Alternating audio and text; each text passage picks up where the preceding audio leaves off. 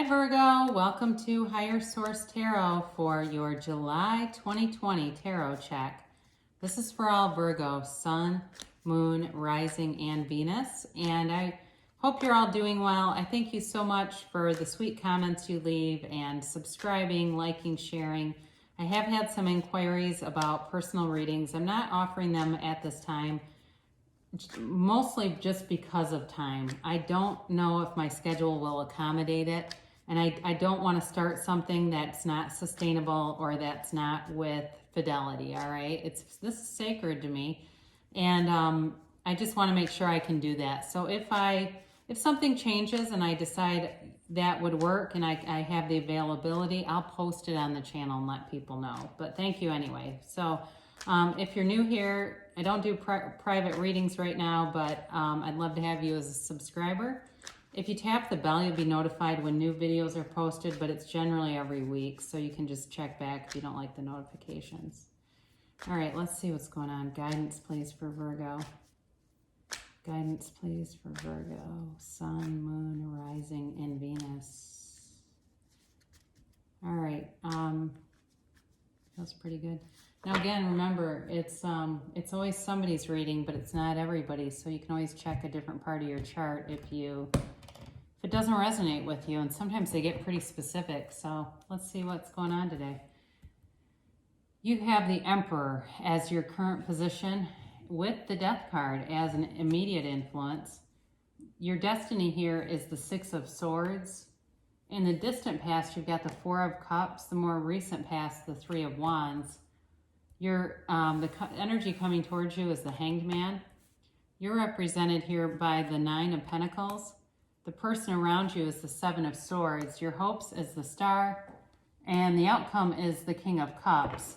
The bottom of the deck is really nice for clarifiers. You've got Strength and the Nine of Cups here. So, you know what I think right off the bat is you have something you're waiting on, you want a change in, but it's going to take some patience, all right?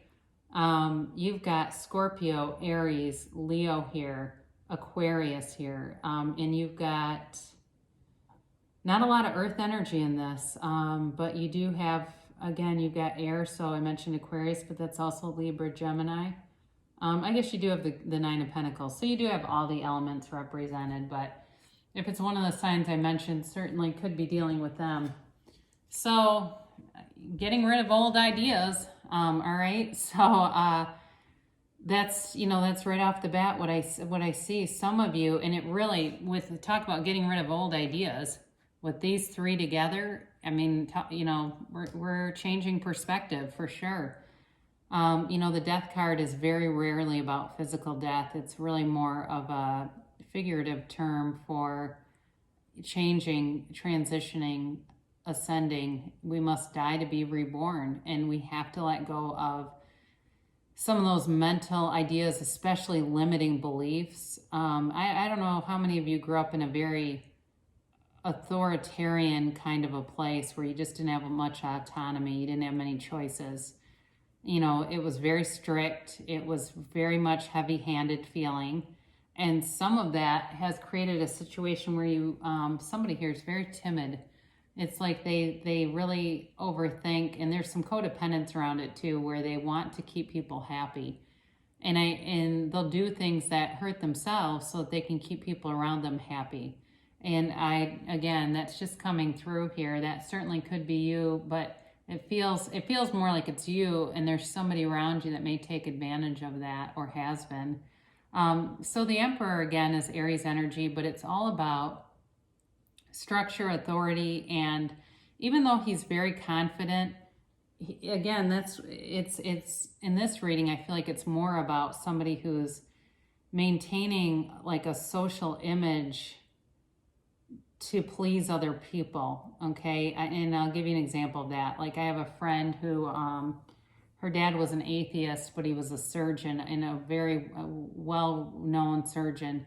He made all the kids go to church because he didn't want people to know he was an atheist. It's stuff like that. And with the Seven of Swords, that's actually a great example. And some people don't like the stories, but they come in for a reason, all right? So It's like, I'm unapologetic, quite frankly, because they're part of a psychic gift. They're part of a clairvoyance too. So if I start trying to edit things out, I'm going to miss something. So you're better off just hearing it. But that's sort of the flavor of this. It's that kind of a thing where somebody is putting on airs. They're putting on airs, but that's not really who they are.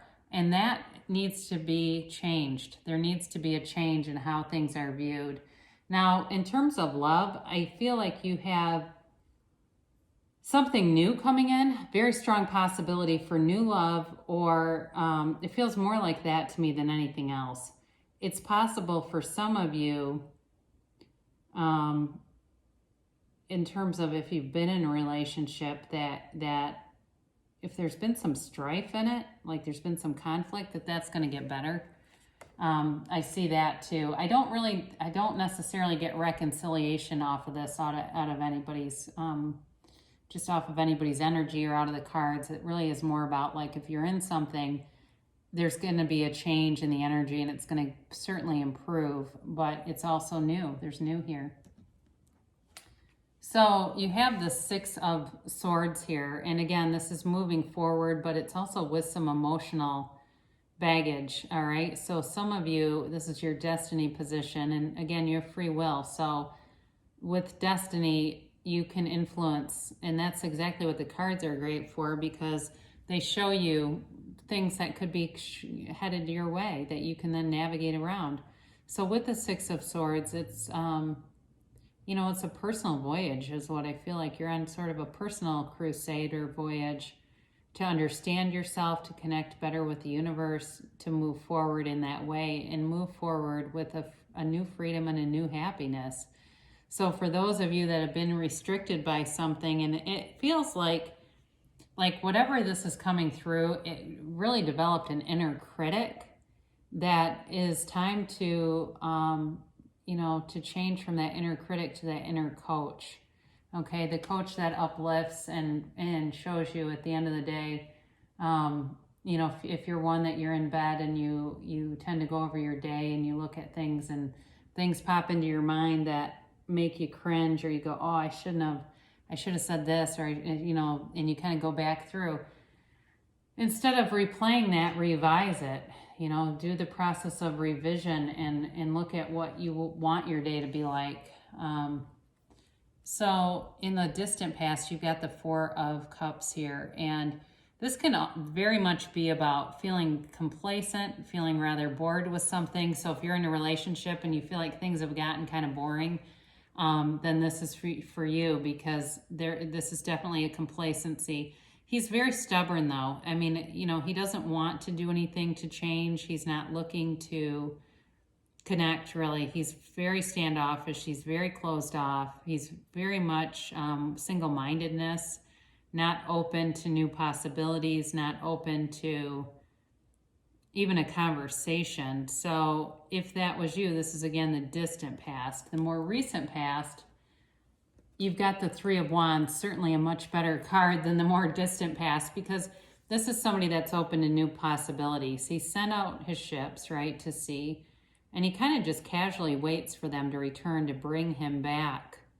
Okay, so this can be a return of something, and I feel like it's more or less a return to love. It's love in general. Again, I said I didn't feel like there's a strong tendency towards reconciliation in these cards. I mean, you can't ever totally rule it out, but I do feel like it's more about a general feeling of a return to love. And there's progress here. There is, with these leaves on the trees, there are hints of progress. And so for some of you, it may be, in terms of a timeline, 3 weeks or 3 months would be the longest. It's certainly not 3 years. But you've got 3 here, and then you've got 4 with the Hangman. So be aware of that, because he represents and is often associated with the number 4. This is coming towards you, and the Hanged Man is all about changing your viewpoint, changing your perspective. And he's very much tied in this reading with death, again, in being willing to get rid of old ideas to bring in a new life. You're not going to be held back anymore. This really is let go or be dragged. Okay, so, you know, I mean, it really is. This reading is like, I don't know if I should make that the title because that would probably scare people. I have a Virgo moon and I have a very close cousin who's a Virgo, so I love the sign, but I don't know many Virgos that would want to read or listen to a reading that says let go or be dragged. But it really is, and you're going to have freedom from that though. It's a rebirth for you guys. You have it several times. You have it with death, you've got it here, and then you've got it with the star card where you're going to have a rebirth and a rejuvenation. There's renewal coming for you, and it's beautiful. It really is. So for some of you, you may have been single for a while here, and it's the Nine of Pentacles. It's that single lady card, but it's not an uncomfortable energy. It's like enjoying the autonomy of it, enjoying not having to, you know, if you were doing a lot of cooking for somebody, not feeling the pressure of that, or not feeling the, you know, the need to take care of somebody else emotionally. You've been freed from that, and it's been liberating. You know, you've got a small paradise around you. It's this can too be about attainment of material things. So there may be things that you are looking at getting in terms of material, whether it's like new clothes, new car, new, you know, handbag, new hairdo, something like that. But there's, you know, with this, there's goals here, and it's health, it's luck, it's money, and it's coming towards you. So be aware of that. You have good things that are showing up, and you'll know it when you see it. I mean, trust me on that. You'll look around and feel like you are up, like things are going in a direction that you don't want to lose. So you've got around you this Seven of Swords, and the thing is about this, nobody really takes this energy that seriously. It's like somebody who's trying to take off with all these swords, but nobody's even chasing them because nobody really cares. So again, I do feel like you have something here where there's a transition away from this kind of energy with the Death card, and it may be, it may seem kind of final, but it's definitely something that will serve you. Letting go of somebody if they've been taking and taking and taking and never giving. It isn't something to be continued, but it's a short-lived energy. So okay, with the Seven here, it's not something that's going to rule your summer or take over your life. So interestingly enough, so you've got the Star card. You've got two wish fulfillment cards here coming through. And, you know, it's all about, like I said, it's about reciprocity, renewal, these especially with Mercury retrograde coming in.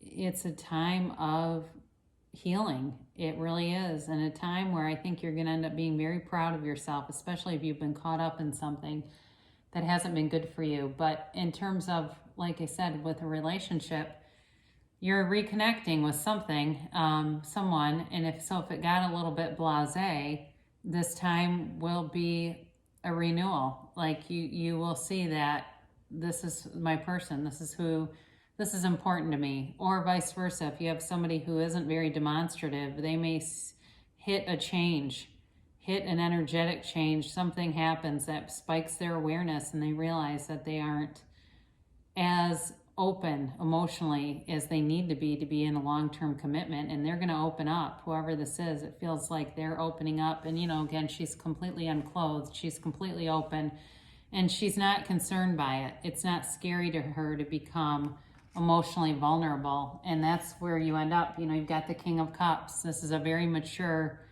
lover. It's a very mature energy, and this is, you know, this is somebody that's husband material, right? But he also too, you know, he wears this fish around his neck. He also represents creativity. So for some of you, you know, if you're interested or you're involved with somebody that's an artist or something like that, or maybe it's even just a side thing. I'm seeing jewelry, like somebody making jewelry.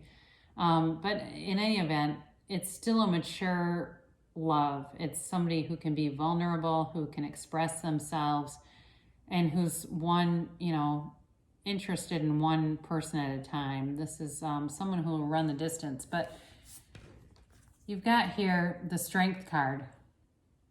And there's a couple of things with this. One is it's patience, but it's also about recognizing your own attributes and building up that inner coach. That inner coach that, you know, she's obviously able to subdue a lion, right? She can do anything. She's got infinite abundance. She's completely powerful. She stands in her own power. And that's you, Virgo. It's time to stand in your own power and see all of your gifts, every single one of them. And they will not only flourish, but they're going to bring in new things into your awareness. So it's just a very beautiful, it feels like a very beautiful summer for you coming up here. And, you know, a time, like I said, a time to be uplifted and be aware of everything you bring into a situation. So we'll end with an oracle card for attracting more love into your life. Be willing to express love to receive love. So if you're scared, again, with the King of Cups, it's time to get vulnerable. And we'll close things off with Louise Hay, Life Loves You. I trust that life wants the best for me. Pay attention to how your life is unfolding. Notice how life doesn't happen to you, it happens for you. Oh, I very much love that expression, and I love you too, Virgo. And I wish so much love to you in this next little part of the journey, and I'll be back again soon.